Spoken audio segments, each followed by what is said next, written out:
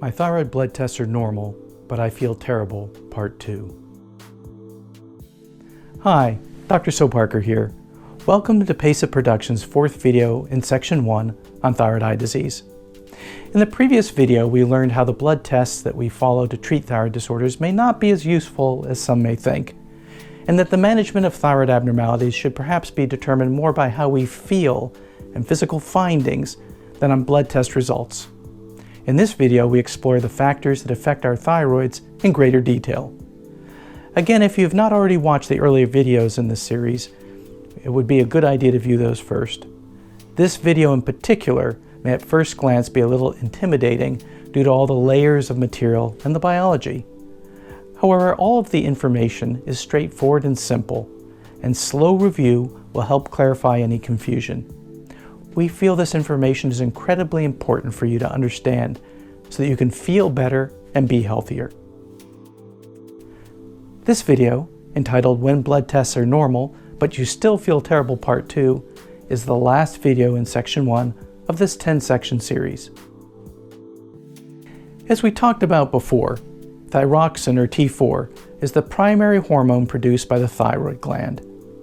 It is made from tyrosine, an amino acid itself created from phenylalanine, which in turn is an amino acid that we must take in our bodies through dietary sources. You can see that there are 4 attached iodine atoms, thus the name T4. If a single iodine atom is removed, triiodothyronine, or T3, is created. The iodine that is removed is very specific. Of all of the thyroid hormone that is pumped out of the thyroid, 90% is T4 and only 10% is T3. However, T3 is up to 300 times more effective in the body than T4. Remember how in a prior video we discussed that a single receptor may be bound by 2 different hormones, one more effective than another? T4 and T3 are 2 such hormones. You may be wondering, if you are hypothyroid and taking thyroid supplementation, does it matter whether or not you're taking T4, such as Synthroid, T3, such as Cytomel, or maybe even both? If you're taking both, does the ratio matter? Why do we have T4 anyway, if T3 is so much more effective? These are, of course, very important questions for thyroid disorder management, but the answers are really not known. It is believed that T4 exists as an additional layer of control over the extremely important thyroid hormone effect throughout the body, acting as an additional buffer, perhaps.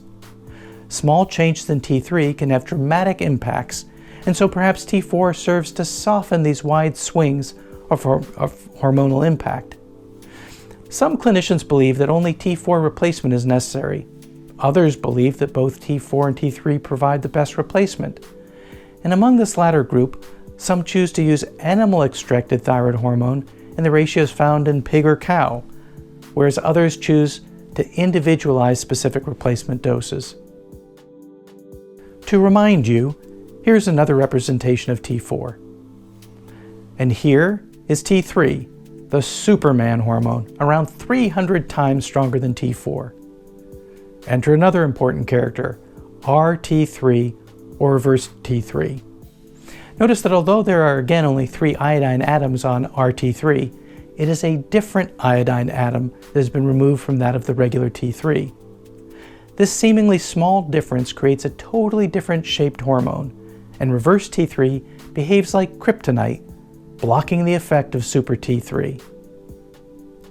Reaching back to the analogy in our prior video of hormones and their receptors being like a key and a lock, reverse T3 behaves like toothpick fragments stuck in the lock, blocking the key from fitting.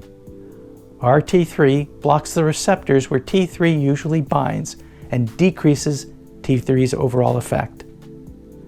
Although T4 and T3 are both made by the thyroid, almost 10 times more T4 is made than T3.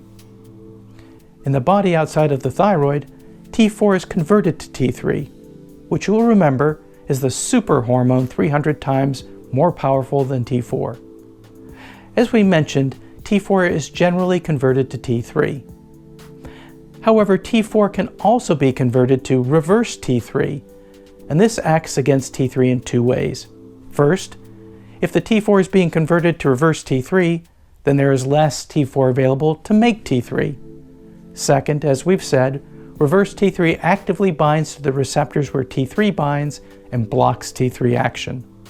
The conversion to reverse T3 instead of regular T3 is increased during times of extreme dieting and carbohydrate restriction, in the presence of multiple dietary deficiencies such as low iodine, low selenium, and low zinc. Liver diseases often increase reverse T3 production, as do a number of medications, most notably propranolol and corticosteroids, and high stress. Of note, having too much reverse T3 is one way in which the TSH, T4, and even the T3 level may all be within a normal range, but the blocking action of reverse T3 decreases the function of the superhormone T3, rendering a person functionally low in thyroid effect with hypothyroid type symptoms. To complicate the picture further, T4 is often converted to not just super T3 and reverse T3, but also to T3 acetate and T3 sulfate. Both T3 acetate and T3 sulfate are converted to super T3 by special enzymes found in gut bacteria. If the gut bacteria are not present in sufficient quantity, or they are producing their sulfatase enzymes, then T3 acetate and T3 sulfate are not activated. This may prompt you to wonder whether, in addition to testing for TSH, T3, and T4, should we also be testing for reverse T3, T3 acetate, T3 sulfate, and gut bacteria or bacterial sulfatases? Now the situation gets just a little more complicated. T4 and T3 often travel through the blood attached to a carrier or taxi protein called thyroid binding globulin, TBG for short. As long as T3 remains bound to thyroid binding globulin, it is essentially inactive. Superman is sleeping. When T3 becomes disassociated from thyroid binding globulin, it is fully active. A number of factors are known to decrease the release of T3 from thyroid binding globulins, decreasing the amount of super T3 that is available. Such factors include other endocrine dysfunctions, bisphenol A, so-called PBAs found in many plastics such as plastic water bottles, and estrogens. Another reason that blood tests may not reflect how a person feels is that when T3, for example, is measured, total T3 is determined. Total T3 is the sum of both bound or inactive T3 and free or active T3, the ratio of which is determined by many factors, some of which we've just discussed, including PBAs and estrogens. The thyroid, as we've seen, makes both T4 and T3 directly. Some of the T4 is converted to T3. A steady state relationship exists between bound, inactive, and free or active super T3. Another factor that influences the amount of bound T3 is how much thyroid binding globulin is made from precursor proteins. Estrogens, the use of hormone replacement therapy, and birth control pills all increase the production of thyroid binding globulins, which increases the amount of T3 that is bound and thus decreases the amount of available super T3. High estrogen levels, as might occur in the week immediately following menses and progressively throughout pregnancies, all increase the amount of T4 binding protein. On the other hand, corticosteroids or high stress levels and liver disease tend to decrease the amount of circulating thyroid binding globulins, perhaps increasing the amount of freely floating active thyroid hormone. Thus, in addition to testing for TSH, T3, T4, reverse T3, T3 acetate, T3 sulfate, and gut bacterial colony count, should we also be testing for total thyroid binding globulin, free T4, and free T3? Another reason that T3 levels may test normal, but a person feels hypothyroid, could be that there is incomplete transmission of T3 effect into cells throughout the body. Many factors seem to influence the transmission of effect into cells, and one of these is the estrogen-progesterone balance. As we've learned, T4 may be carried along by thyroid binding globulin or be freely floating in the blood. T4 may be converted to T3 acetate, T3 sulfate, reverse T3, or super T3. Remember that T3 acetate and T3 sulfate are essentially inactive. T3 is the super hormone with 300 times the effect of T4, and reverse T3 is like kryptonite with an inhibitory effect on T3. Specific enzymes are responsible for the conversion of T4 to the various T3 hormones. These are called the deiodinases, since most enzymes end with the suffix "ase," and these enzymes all remove an iodine atom. You'll notice, however, that there are three, numbered 1, 2, and 3, and we will refer to them as D1, D2, and D3. D3 works exclusively to convert T4 to reverse T3. D1, however, acts throughout the body, especially in the liver, muscle, and fat, to convert T4 to all the other T3s. Remember that the bacterial sulfatases from gut bacteria are then required to activate T3 acetate and T3 sulfate. D2 is very special. This enzyme is found only in the pituitary that lives at the base of the brain, where we've said that TSH is made. D2 is 1,000 times more efficient at converting T4 to T3. So in effect, all of the thyroid hormone that interacts with the pituitary is the super T3. We'll come back to this very important point in a few minutes. The activity of D1 throughout the body is lower in women compared to men, decreased by increased cortisol and high stress, depression, obesity or increased estrogen levels, diabetes, inflammation anywhere in the body, and PBA plastics, which we know are found in water bottles. Here's the critical point, and the reason that we care about all these D enzymes. We've identified several factors known to decrease the activity of D1 throughout the body.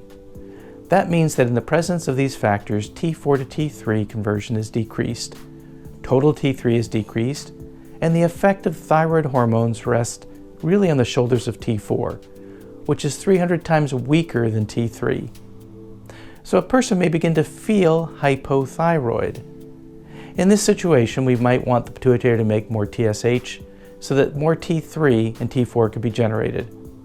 However, in the brain, all of the T4 in the pituitary is rapidly converted to T3, since the D2 enzyme acting in the brain is not believed to be sensitive to these factors that decrease D1 function. And D2 is 1,000 times more efficient than D1 anyway. So in the pituitary, there is still plenty of T3 regardless of what the rest of the body is exposed to. And so TSH levels fall and even less T4 and T3 are produced, making the person even more functionally hypothyroid. If the message in this slide is not completely clear, perhaps the next two slides will help to clarify the situation further. As we've discussed, the thyroid and pituitary glands are involved in what appears to be an awesomely simple feedback loop.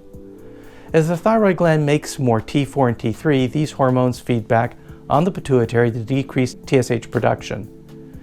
TSH normally excites the thyroid gland to produce more T4 and T3.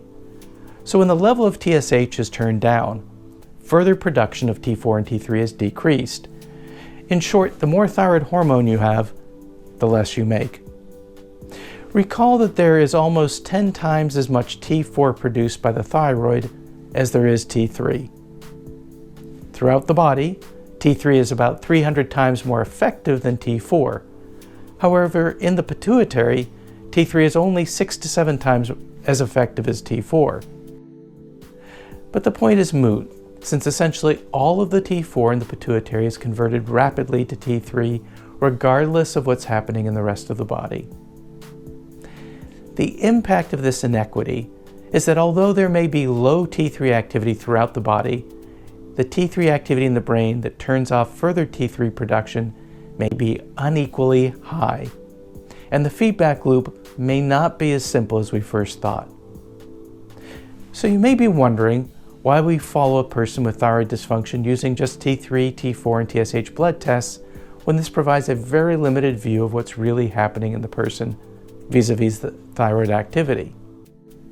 Should we be testing for TSH, T3, T4, reverse T3, T3 acetate, T3 sulfate, free-floating T4, free-floating T3, bacterial gut flora, total thyroid binding protein, liver function, estrogen levels, cortisol, diabetes, inflammation, and body mass index? The problem is that not only is such broad testing on a regular basis probably impractical, currently we don't really know what to do with all this information. We've discussed many factors that decrease the conversion of T4 to superactive T3 in many different ways.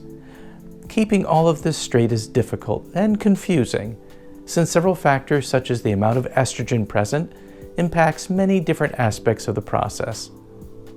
This slide simplifies and summarizes what we've discussed so far and is the culmination of everything we've covered in section 1 of this lecture series. Later, it will become clear how incredibly important this information is.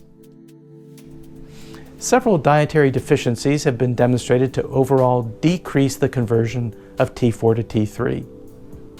These include iodine, iron, selenium, zinc, vitamin A, and the B vitamins 2, 6, and 12, vitamin D3, and magnesium.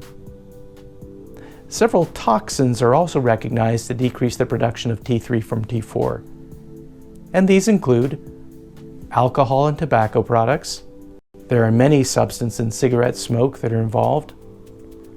Lead, common in many house paints until 1978, and in automotive gasoline until 1996. Mercury, a ubiquitous contaminant in most fish throughout the world today. Pesticides, perchlorates, and some others which are estrogen analogs.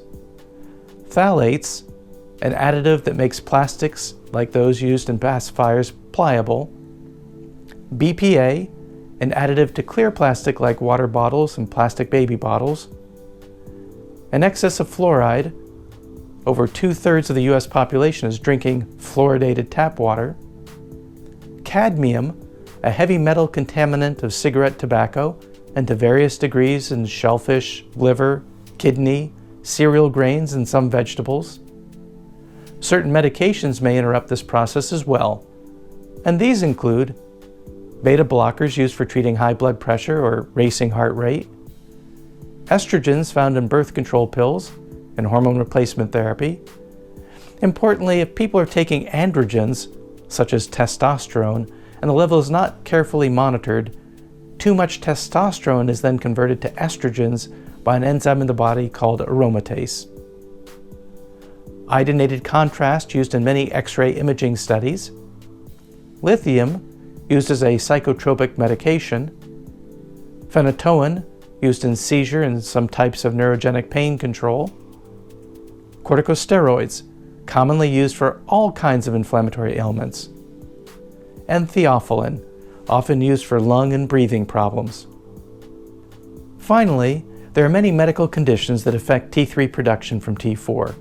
Some of these include diabetes, stress, which increases cortisone levels by the body, obesity, that increases estrogen levels, liver disease, that has multiple effects, intestinal disorders involved in both abnormal gut absorption and bacterial colony changes, depression, and inflammation anywhere in the body.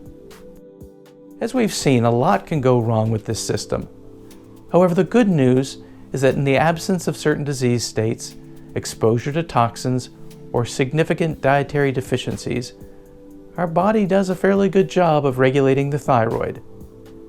Anyone with a thyroid disorder should be very familiar with TSH, T4, and T3 in order to understand what your doctors are talking about, especially since the most common prescribed treatment for thyroid disorders is to take T4.